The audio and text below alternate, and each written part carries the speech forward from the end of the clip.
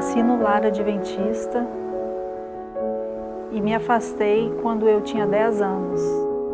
E eu retornei após o meu casamento, porque foi com um não adventista.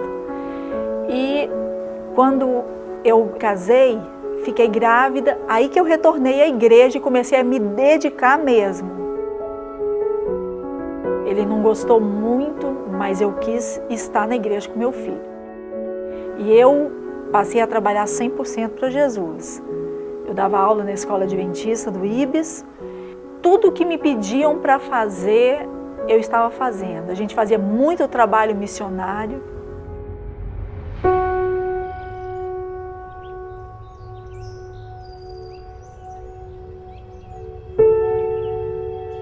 Com 6 anos de casada, ele não queria saber de Deus e começou a fazer um monte de coisas erradas e eu não aceitei. E eu resolvi então colocar a culpa não no erro dele e nas pessoas, eu coloquei a culpa em Deus.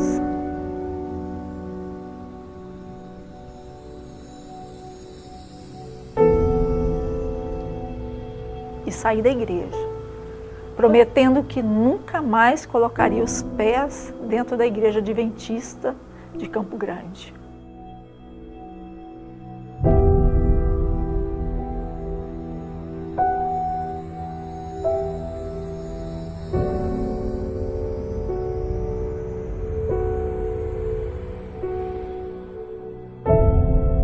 Aí foi logo consequência. Eu deixei o trabalho da escola adventista do IBES e resolvi sair, me divertir.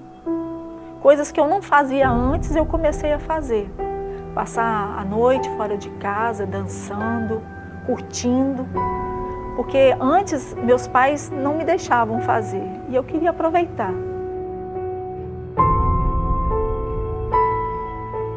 Horas na frente do espelho, colocando unhas postiças, escovando o cabelo, me preparando para uma coisa que no início eu achei que era muito importante para mim e depois passou a não ter mais importância.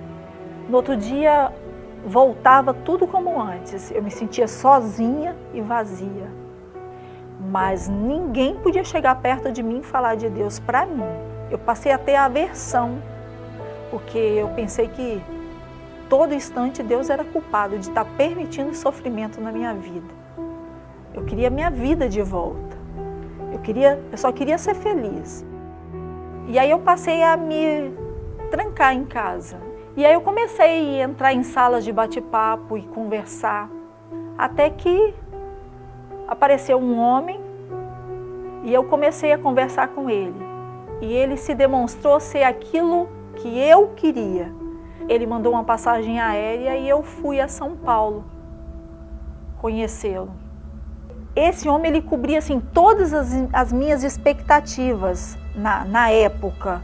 Ele se portou como um cavalheiro para minha avó, para minha mãe. Passado 3 meses, ele voltou à cidade, sem ser convidado. Ele já tinha tirado fotos de coisas que a gente tinha na pedreira, de bens que a gente tinha, da família, mas eu não sabia. E ele resolveu pegar meu filho para levar para Vitória. Porém, o meu filho, a minha mãe não deixou. E aí ele saiu e foi até a escola onde o meu primo estudava, sabendo que ele estudava ali, pegou o Vinícius e deu uma carona para o Vinícius e sequestrou o Vinícius.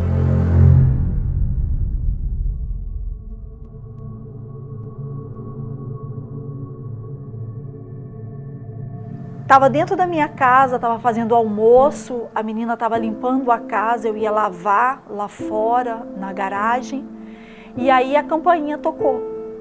Era uma viatura de policiais pedindo para que eu fosse à delegacia, porque queriam que eu esclarecesse um assunto. Quando eu estava sentada na viatura, ele me algemou e me levou para a delegacia de Nova Venécia. E começaram a me fazer um monte de perguntas e eu não sabia o que responder, eu perguntava o que estava acontecendo. E aí me colocaram numa sala fechada E eu fui saber do que realmente tinha acontecido, era quase 5 horas da tarde. O Vinícius, ele tinha uma dificuldade respiratória, ele tampou a boca do Vinícius, e ele não sabia que o Vinícius não respirava pelo nariz. E o Vinícius veio a falecer.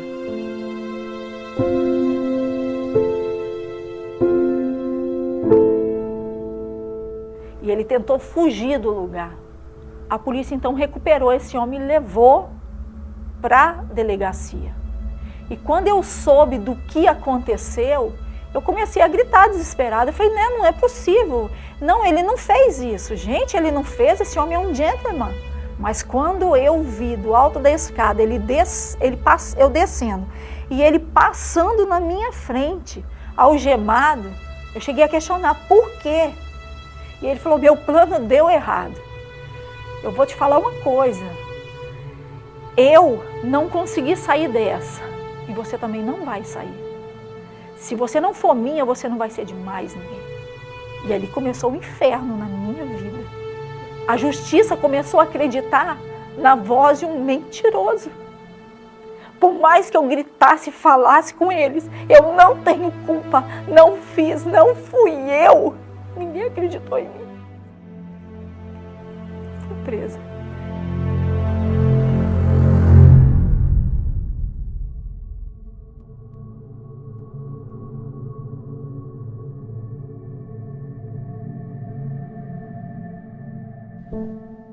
Todos os dias eu sentava à beira do portão, esperando a porta abrir para eu sair. Fiquei meses sentada esperando. E eu não me afastava do portão. Toda hora que abria o portão, eu esperava sair. Falei, não, eles cometeram um erro comigo. Logo, logo eu vou sair.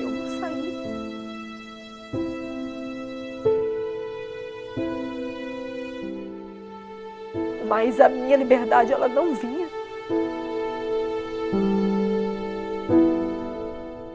Meu filho tinha 15 anos. Um menino de ouro, perfeito. Meu presente. E ele não deixou de me ver. Ele levava tudo aquilo que eu gostava de comer, me dava muito abraço. E sempre na hora de ir embora, ele olhava para trás, jogava um beijo e falava, mãe, espera só mais um pouquinho que você vai embora. Mas esse pouquinho se tornou um pesadelo, porque com 10 meses veio uma sentença de 29 anos. Eu fiquei quase louca quando eu ouvi na televisão que eu fui sentenciada a 29 anos por uma coisa que eu não tinha feito. Que eu ia passar 29 anos ali, ninguém tinha me explicado nada. Houve recursos, muitos recursos, gastou muito dinheiro. Mas nada podia ser feito. Era véspera de Natal. No horário da visita, meu filho, ele vinha com a minha família e quando eles estavam fazendo a curva do presídio de Tucum, havia um homem parado na placa e ele deu um tiro. Esse tiro atravessou o vidro do carro, chegou a ferir a mão do meu filho e no segundo tiro atingiu o pulmão, o cinto de segurança e passou a bala pelo abdômen do meu pai. E eles tinham sempre um horário fixo que chegava. E eu via que não chegava e começaram a gritar dentro do presídio, atiraram em mim uma visita lá fora. Na hora eu perdi a minha força porque eu senti uma coisa assim como se estivesse arrancando o coração do meu peito. Eu dei um grito e saí para fora, eu olhei para a guarita e falei assim, ei, atiraram em quem? Eu falei, o que aconteceu com meu filho? Eu já liguei ali e eu arranquei o revólver da mão dele e eu quis tirar minha vida.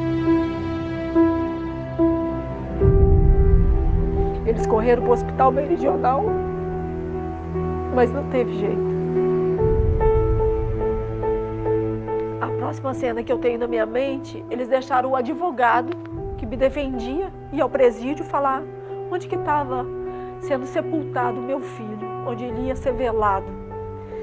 E antes mesmo que ele abrisse a boca, eu lembrei da minha promessa, que nunca mais eu ia botar um pé dentro da igreja de Campo Grande. Ele não precisou me falar, eu já sabia que o Lohan ia para a igreja de Campo Grande.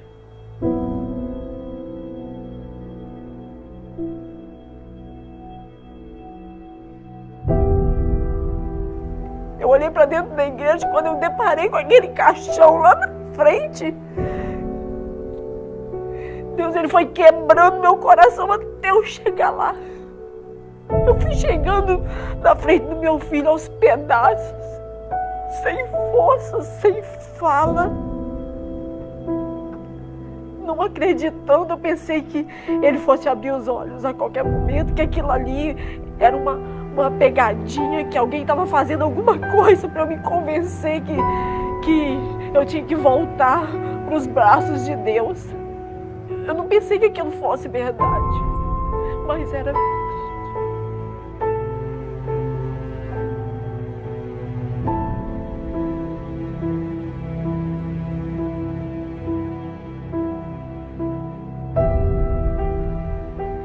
No dia do sepultamento dele, me levaram de volta para a igreja de Campo Grande. Ali eu percebi que o Espírito Santo de Deus estava me tocando todo o tempo dentro do presídio. Que era ali que eu era feliz e eu me negava a ser feliz por puro egoísmo. Não pensa que é fácil. Eu voltei para o presídio sem saber quem eu era. Só escrevia versos da Bíblia que eu me recordava de cor na parede, porque na parede tinha as mãos do meu filho desenhadas com contorno de lápis, e eu preenchi essas mãos com os versos da Bíblia. E eu só perguntava a Deus por quê. Mas eu só fui entender por quê depois de bastante tempo.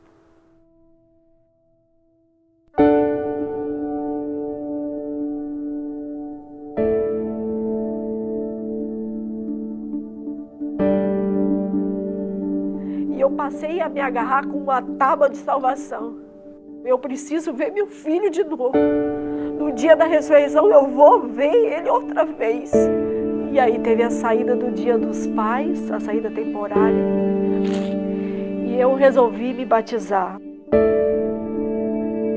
E eu fui mais além. Eu cheguei para o pastor e falei, eu gostaria, após o batismo, de falar para as pessoas da igreja o que me aconteceu.